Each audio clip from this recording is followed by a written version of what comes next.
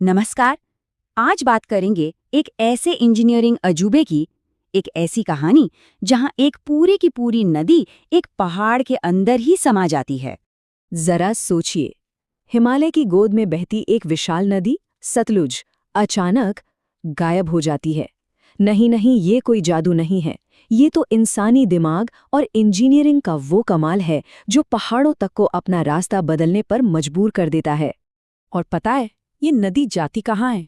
पूरे 27 किलोमीटर तक ये पहाड़ के सीने को चीरकर अंधेरे में बहती है। और जब जब ये बाहर निकलती है तो ये सिर्फ पानी नहीं होता, बल्कि लाखों घरों को रोशन करने वाली बिजली होती है। जी हाँ, यही तो कहानी है नाथपा झाकड़ी हाइड्रो प्रोजेक्ट की।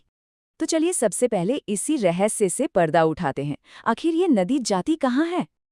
असल में ये एक run of the river project है। अब इसका मतलब क्या हुआ?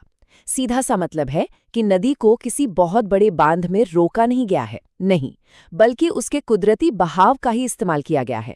बस पानी के रास्ते को थोड़ा सा मोड़ दिया ताकि उसकी ताकत से बिजली बनाई जा सके।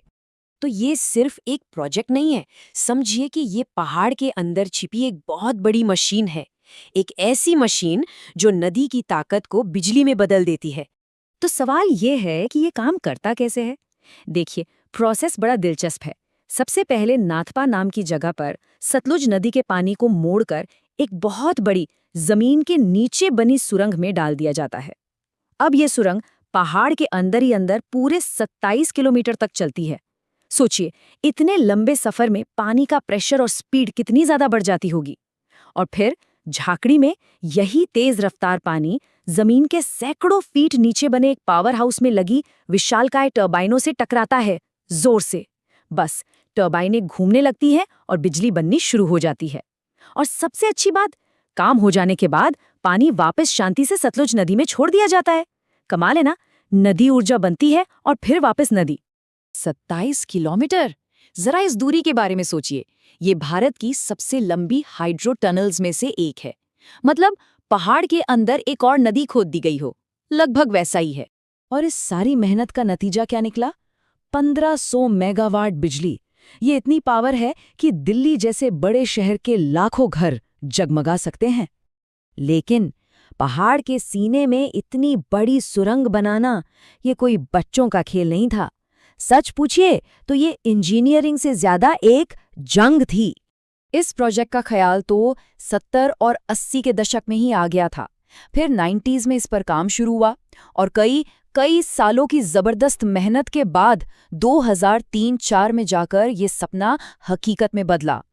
और ये जो लाइन है ना, ये इस प्रोजेक्ट की मुश्किलों को एकदम सटीक तरीके से बताती है।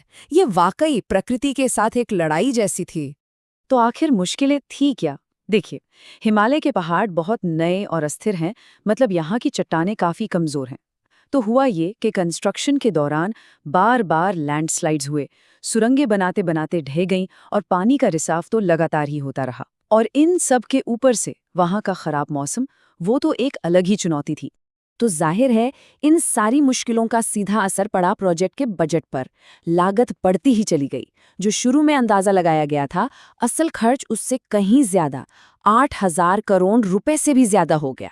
समय और कुदरत दोनों ने मिलकर इस प्रोजेक्ट को बहुत महंगा बना दिया। तो ठीक है, बिजली तो बन गई, लेकिन इसकी असली कीमत क्या चुकानी पड़ी? चलिए अब इसके असर को भी समझते हैं। देखिए, इस प्रोजेक्ट से जो बिजली बनती है वो सिर्फ एक जगह नहीं रहती। ये हिमाचल प्रदेश, पंजाब, हरियाणा और यहाँ तक कि दिल्ली जैसे कई बड़े राज्यों तक पहुँचती है।